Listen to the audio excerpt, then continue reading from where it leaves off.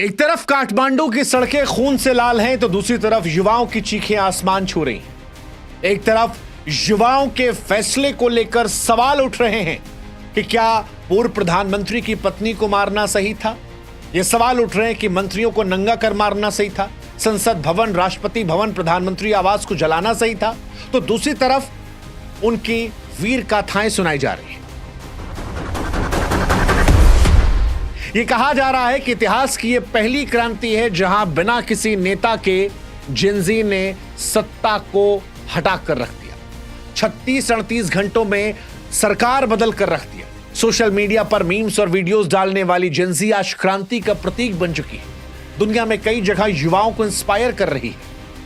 वो सरकार जो सोशल मीडिया को बैन करके इन्हें कमजोर कर रही थी, जेनजी उसे सत्ता से ही उखाड़ फेंकती है। 38 घंटों के अंदर प्रधानमंत्री कुर्सी गर्त में समा जाती है। लेकिन सवाल यह है कि वो आंदोलन जो शांतिपूर्ण तरीके से शुरू हुआ था, वो कैसे असाधारण विद्रोह में तब्दील हो गया? क्या वजह रही? ये सवाल बड़ा महत्वपूर्ण है, क्योंकि जब आप जड़ में जाएंगे तो आपको दिखाई पड़ेगा कि वो जेनजी जो हाथों में तख्तियां लेकर प्रोटेस्ट कर रहे थे, वो जो कह रहे थे कि सोशल मीडिया को बैन ना कीजिए, वो आज उग्र थे। उनका गुस्सा उग्र था। और ये गुस्सा यूं ही नहीं था। ये 38 घंटे में जो सरकार बदली है, ये यूं ही नहीं है। इसमें भ्रष्टाचार भी है, बेरोजगारी भी है, भाई भतीजावाद भी है, जेनजी की खूनी जंग भी है। और ये सब मिलाकर उस नेपाल को जो कभी शांति का प्रतीक था, आज अस्थिरता में डाल दी है। नेपाल क्यों जला, कैसे जला, इसे अगर आपको समझना है तो 4 सितंबर से कहानी शुरू करना पड़ेगा, जब एक बैंड ने चिंगारी जलाई थी, बाद में जिसे पुलिस की गोलियों ने आग में तब्दील कर दिया।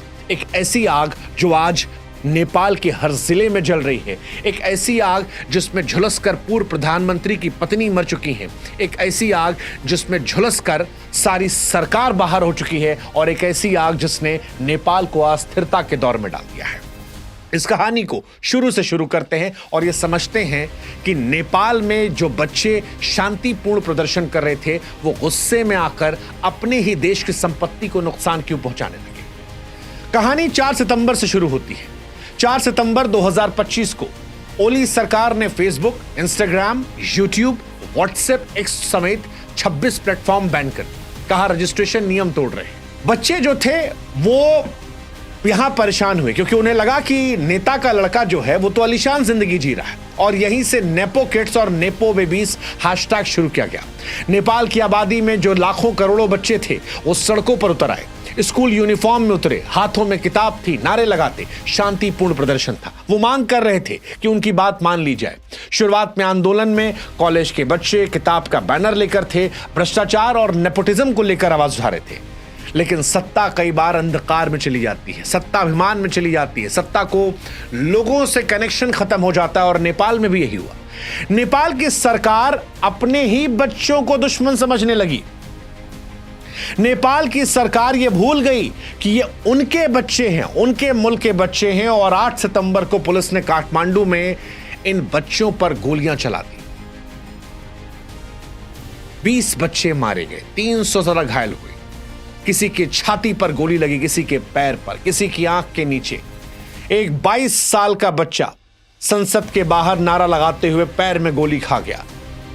एक और वीडियो आया जिसमें बच्चे कह रहे थे कि छाती पर गोली खाई, ये नेपाल का खून है। एक जूता दिखाई पड़ा जो खून से सना हुआ था, मृत छात्र का, सोशल मीडिया पर वायरल हुआ। लोगों ने हैशटैग चलाया ब्लडी शू नेपाल। और यह हैशटैग, ये तस्वीरें दुनिया भर में ट्रेंड की। ये वो तस्वीर थी जिसने नेपाल के लोगों के मन में गुस्सा भर दिया। ये वो तस्वीर थी जिसने दुनिया को दिखाया कि नेपाल की सरकार ने कैसे नेपाली बच्चों के साथ दमन किया। ये वो तस्वीर थी जिसके बाद इन बच्चों ने शांतिपूर्ण प्रदर्शन को छोड़ दिया। और फिर जो कुछ हुआ वो दुर्भाग्यपूर्ण था। राजीव गांधी साहब ने एक बार इंदिरा गांधी जी की मौत के बाद कहा था कि जब बड़ा पेड़ गिरता है तो धरती हिलती रहती है। 20 बच्चों की मौत हुई थी। ये बच्चे अपना आपा खो बैठे और फिर फायरिंग का आदेश देने वाले डीजीपी को प्रदर्शनकारियों ने मार दिया। वो मीडिया चैनल जो बच्चों के हित की बात नहीं दिखा रहे थे, जो सरकार के भोंपू बने बैठे थे, उन चैनलों पर हमला कर दिया गया। टीवी स्टेशन को आग लगा दिया गया, मंत्रियों को निशाना बना दिया गया।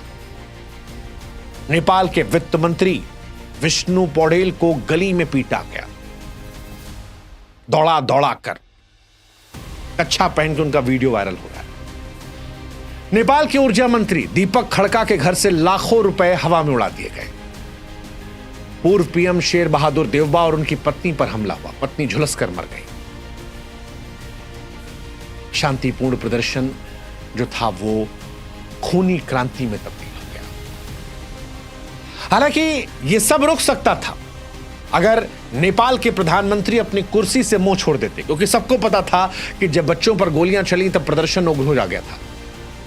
नेपाल के प्रधानमंत्री चाहते तो आज ये घटनाएं रुक सकती थी, क्योंकि नेपाल जब जल रहा था तब भी ओली कुर्सी का मुंह पकड़े बैठे थे, कुर्सी नहीं छोड़ रहे थे। 20 मौत के बाद भी जिद थी। इस्तीफे से पहले सेना से सुरक्षा मांगी, हालांकि फिर सेना ने कहा कि पहले कुर्सी छोड़ो। ओली के घर पर हमला हुआ तो वो तो हेलीकॉप्टर से भाग गए, शायद दुबई भाग गए। उनका सियासी सफर 14 साल की उम्र से शुरू हुआ था। कभी राजशाही के खिलाफ आंदोलन, कम्युनिस्ट पार्टी, जेल जाना, 10 साल में 4 बार प्रधानमंत्री, हालांकि कार्यकाल कभी पूरा नहीं कर पाए। चीन के करीबी आधा दर्जन मंत्री का भी इस्तीफा हुआ। लेकिन इन सब के बीच में नेपाल जलता रहा। और नेपाल जला क्यों? क्योंकि वो गोली मारी गई थी। वो बच्चे जो हाथों में किताब तख्ती लेकर थे, उन्हें गोली मारी गई थी। बच्चे कहते रहे कि गोली पैर में लग सकती थी। अगर मारना ही था, दूसरे तरीके अपनाए जा सकते थे, पानी की बौछार का इस्तेमाल था, लेकिन बच्चों को मारने कदम नेपाल ने उठाया। फिर बच्चों ने नेपाल को तबाह कर दिया। 13 एकड़ का राष्ट्रपति भवन कब्जे में लिया गया, सुरक्षा बलों से हथियार छीन लिए गए, घर फूंक दिया गया। पीएम हाउस जो था, ओली का घर, संसद, सब आग के हवाले कर दिया गया। सुप्रीम कोर्ट आग के हवाले कर दिया गया। एयरपोर्ट बंद है, ट्रांसपोर्ट ठप है, कर्फ्यू लगा है। ये कहा जा रहा है कि आर्थिक नुकसान जो है अरबों में है, लेकिन इन सबसे ऊपर ये सब तो दोबारा भी ठीक हो जाएगा। वो 20 निर्दोष जिंदगियां कहां से आएंगी? अस्पताल घायलों से भरे हैं, पर्यटन व्यवस्था ठप है और युवा कह रहे हैं कि सत्ता को बदलने की कीमत है। हालांकि गोली के साथ साथ कहानी और भी आती है, भाई भतीजावाद की, नेपो किड्स की। नेपाल में बीते कई समय चल रहा है कि नेपाल में नेताओं के बच्चे मौज काट रहे हैं। सोशल मीडिया पर दिखाई पड़ता है, प्राइवेट जेट में घूमते हैं, विदेशी कारों में चलते हैं, महंगे वेकेशन जाते हैं। नेपो किड, नेपो बेबी, ये लगातार ट्रेंड हो रहे थे। 20 अमीरों के पास संपत्तियां हैं, 56%। युवा चिल्लाए कि हमारे टैक्स पर ये मौज काटते हैं, और यहीं से कहानी पलट गई। भ्रष्टाचार जो था उसमें आग में घी का काम कर गया। ट्रांसपेरेंसी थी नहीं। नेपाल जो है वो दक्षिण एशिया का सबसे भ्रष्ट देश है। 2021 में बंदूक घोटाला 54,600 करोड़, 2023 में ओरिएंटल कोऑपरेटिव घोटाला 13,600 करोड़, 24 में कोऑपरेटिव घोटाला 69,600 करोड़। ओली पर भी चीनी डील से कमाई करने का आरोप लगा, और युवाओं ने यही कहा, बहुत हुआ सम्मान। बेरोजगार युवा जो थे वो सड़कों पर थे, और बेरोजगारी भी एक बड़ी वजह थी। लगातार यहां से पलायन जो है एक बहुत बड़ी समस्या है, और उस पलायन के बीच में जब आपने सोशल मीडिया बैन किया तो प्रदर्शन सड़कों पर उतरा, और उसके बाद जब आपने गोलियां चला दी तब वो दमन की पराकाष्ठा को पार कर गया। इसलिए आज जब आपको नेपाल की तस्वीरें देखकर गुस्सा आ रहा है कि वहां पर मंत्रियों को दौड़ाकर पीटा क्यों गया, कई घटनाएं ऐसी हुई जो बड़ी दुर्भाग्यपूर्ण है। हिंसा, नेपाल के बच्चों को भी समझना पड़ेगा कि किसी चीज का समाधान नहीं है। लेकिन फिर आपको यह भी देखना पड़ेगा कि 20 बच्चों को मार दिया गया। 20 बच्चों को, मासूम बच्चे, 18 से 28 साल के बच्चे, वो बच्चे जो नेपाल का भविष्य थे। और इसीलिए क्रांति अचानक नहीं फूटी। भाई भतीजावाद, भ्रष्टाचार, बेरोजगारी, सोशल मीडिया बैन, और फिर खून से लथपथ सड़कें, खून से सना जूता, नेपाल की जो हकीकत को दिखा रहा था, वहां से इन घटनाओं ने सत्ता को हिलाया। हालांकि कीमत अभी भी भारी है। 20 जिंदगियों का नुकसान है, अरबों का नुकसान है। नेपाल का अनिश्चित भविष्य है। सेना कंट्रोल में ले चुकी है, लेकिन हिंसा थमी नहीं है। सवाल यह कि क्या नेपाल कोई क्रांति नई सुबह देगी या अराजकता में डुबो देगी? दुनिया देख रही है, जेन ज़ी कह रहे हैं हमारा समय आया, लेकिन सवाल यही है कि अभी नेपाल कितना और सहेगा, कितनी और जिंदगियां चुकानी पड़ेगी। ये सवाल बड़ा महत्वपूर्ण है, और इसीलिए आज हम पूछ रहे हैं कि इस दुर्दशा के लिए जिम्मेदार कौन? वो जेन ज़ी जिन्होंने सत्ता उखाड़ फेंकी, या वो नेता? और सबसे बड़ा सवाल, नेपाल का यहां से भविष्य क्या? सोचिएगा।